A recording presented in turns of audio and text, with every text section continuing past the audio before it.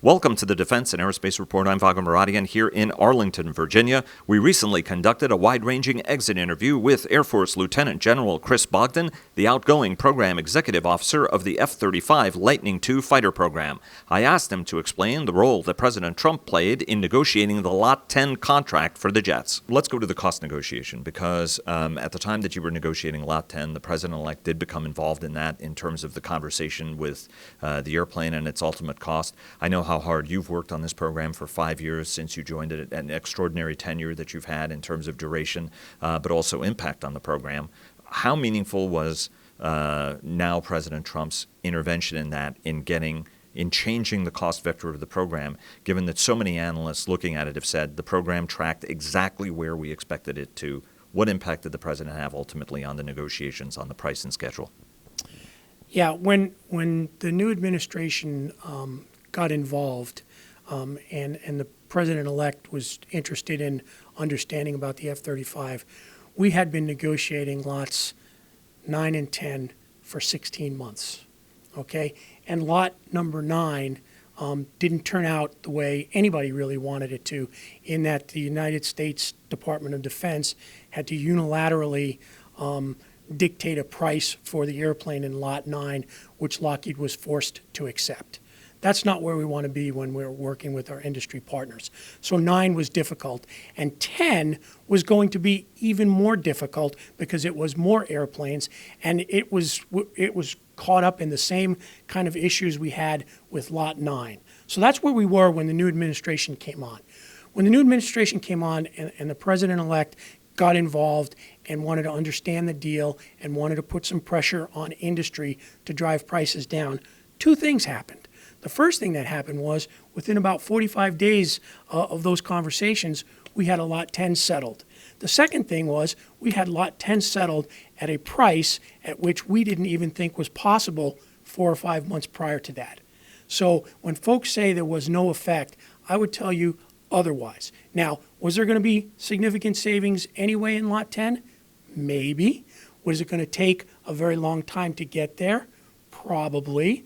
But what we did was we got a really good deal for the taxpayers. We saved over $750 million from the price of LRIP 9, and we got it done very quickly. So there was an effect there. And now we're on a much better path to Lot 11 and beyond. On the Lot 9 negotiations, there was a lot of criticism. There were some analysts who said, look, it's extraordinary, set a very, very bad precedent for the government to have done that at the height of a negotiation. I also understand from your guys' perspective that was a very long-running negotiation, and there were some folks in the government who felt that the concessions were all being made on the government side rather than on the industry side. What can you tell us about those negotiations, why you ultimately had to make that decision to do something that some people saw as an extraordinary step, and how do you assure people that that's not a lever that the government's going to be pulling more in the future? Well, the decision to do that was not taken lightly, and it was taken with a lot of consideration to the highest levels of the department.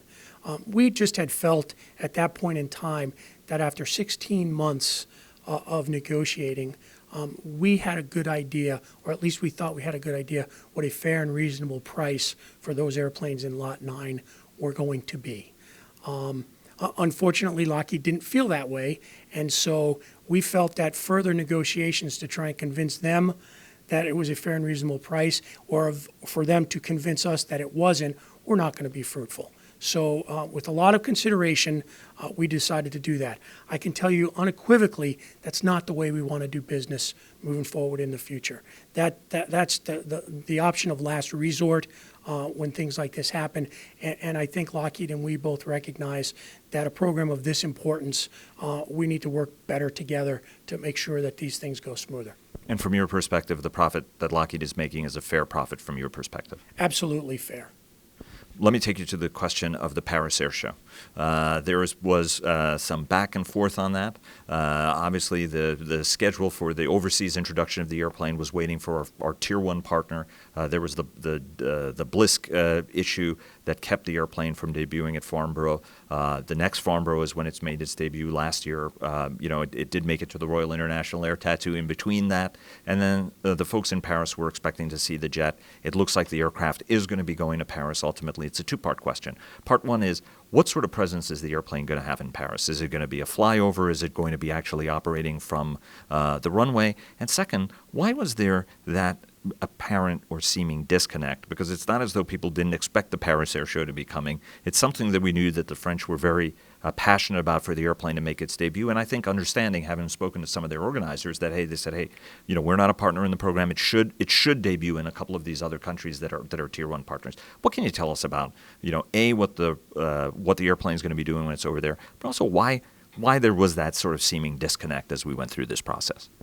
Yeah, first and foremost, now that we have 210 operational airplanes out there, the owners and users of those airplanes have a lot more say in where the airplane goes and what it does. So the recent decision to take the A model to the Paris Air Show came directly from the United States Air Force and the chief and the acting secretary. They had done that after a lot of deliberation. And the reason why there was a lot of deliberation had very little to do with the Paris Air Show itself. It has to do with you have a limited number of airplanes in the field right now, and one of your units is already IOC. That unit is now deployed and come back from deploying in Europe, and we're building up the training pipeline. Can the program afford the time and the energy and the effort to bring the airplane over there? We will support that from the JPO's perspective, and Lockheed Martin will support that. But again, it was ultimately up to the warfighter in determining the priorities for their fielded airplanes. And I'm glad to say that the Air Force has decided that they can find time in the F-35's busy schedule to go over there, and we will support that. Do you know if it's going to be is it going to be actually based and flying out of Le Bourget, or is it going to be operating out of Lakenheath on a daily flight shuttle program? Yeah, I don't know the exact details right now, but we have started those conversations with the Air Force and industry to figure out how best to support the airplane. I would imagine if the Air Force could, they would want to fly the airplane at the air show. And all indications are that if they could do that, they probably would. But depending on the logistics of this, we have to think through that. One of the reasons why folks want it to be going to the air show is there is so much international interest still in the program, that it has an unprecedented set of partners that participated in the development, and then the number of countries that are coming aboard in terms of looking at the aircraft as its next fighter, whether it's Japan, whether it's South Korea, whether it's Israel.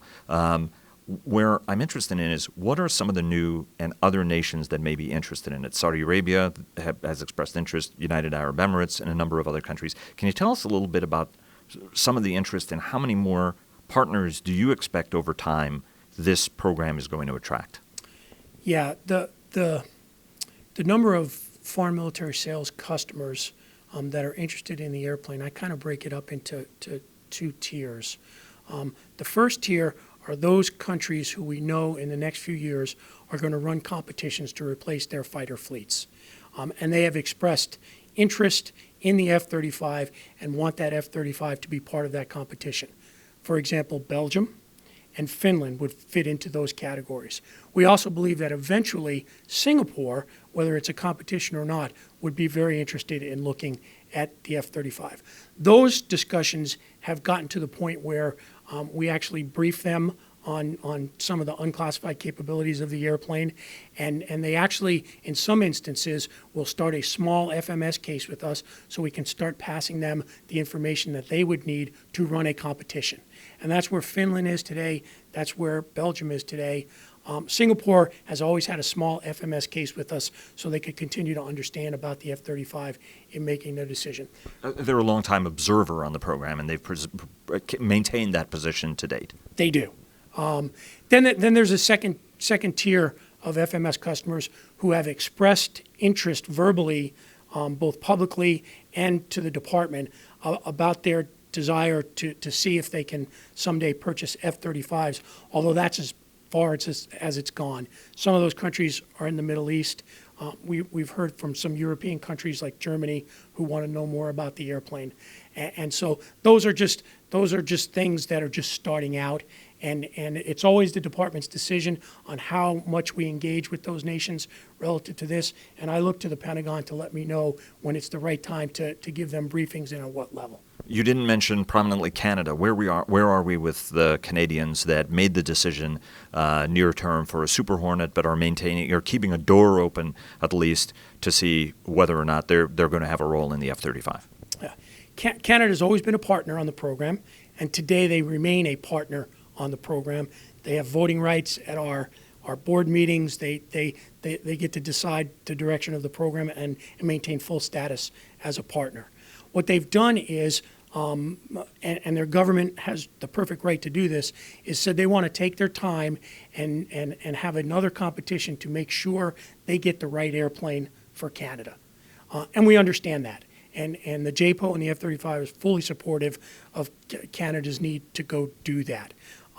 Whether they buy Super Hornets in the interim or not is a decision that Canada gets to make, and I won't comment on that. What we do know is they are still partners.